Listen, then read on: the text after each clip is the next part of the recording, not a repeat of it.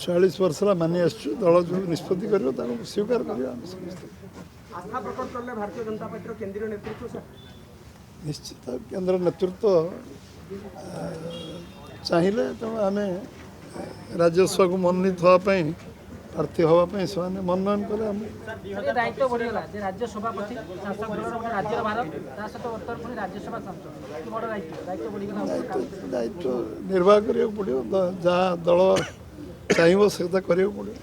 24 निर्वाचन रे आपण को कांधरे भारतीय जनता पार्टी लड़ाई करथिला जीती थिला ये तार गोटे पुरस्कार कहि परिबा कि मो कारण ओडिशा रे सरकार ही जो भूल भ्रांति अच्छे दूर हवा दरकार सबू साधारण लोक ओडिशा रे परिवर्तन आने हाँ मु सभापति थी तेणु लोक स्वाभाविक भाव कहे मनमोहन सिंह सभापति सरकार है किंतु साधारण लोकंर मूलू कही साधारण लोक कारण सरकार जिते धन्यवाद देले कम हम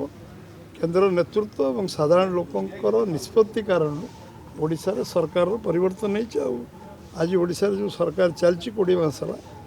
यशस्वी सरकार मोहन माझी नेतृत्व निश्चित भाव में सफल सरकार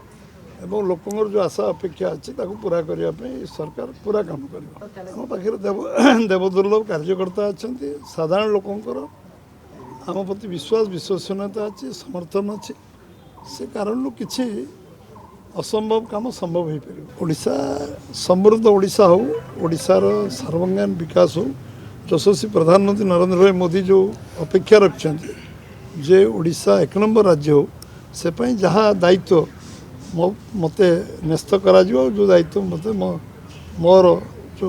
आम मन रे अच्छी कल्पना अच्छी पूरा करने आम निश्चित भाव में समस्ते गोटे collective leadership collective accountability collective decision से काम करूँ समस्ते मिसी काम कर दिल्ली प्राय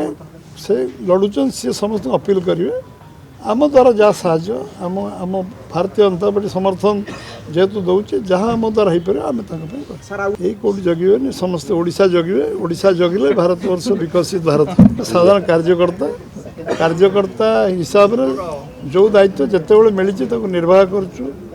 50-52 वर्ष भर आ जहाँ दायित्व मिले निर्वाह कर 2026-27 बजेट रे कृषि और कृषकों सर्वांगीन विकास को सर्वाधिक प्राथमिकता देइछंती लोकंको मुख्यमंत्री श्री मोहन चरण माझी चाषी मानक आर्थिक सशक्तिकरण पई व्यापक सहायता राशिर व्यवस्था सह कृषि क्षेत्र रे आधुनिक ज्ञानकौशल और यांत्रिकीकरण को प्रोत्साहन देबा पई अनेक गुरुत्वपूर्ण पदक्षेप ग्रहण करिसंती समृद्ध कृषक योजना पई 6088 कोटी पीएम किसान योजना रे 20,230 कोटी कृषि यांत्रिकीकरण एवं कृषि उद्योग पई 841 कोटी और श्री अन्न अभियान पई 400 कोटी टंकार व्यय बराद करा जायछि। एही बजेट अधीन रे पुष्टि शस्यर चाष और व्यवहार को वृद्धि करने सहित ग्रामीण अर्थनीति को सुदृढ़ करी ओडिशार प्रतिटी कृषक परिवार को एक समृद्ध और आत्मनिर्भरशील भविष्यत प्रदान करने को लक्ष्य रखिछंती लोकंक सरकार।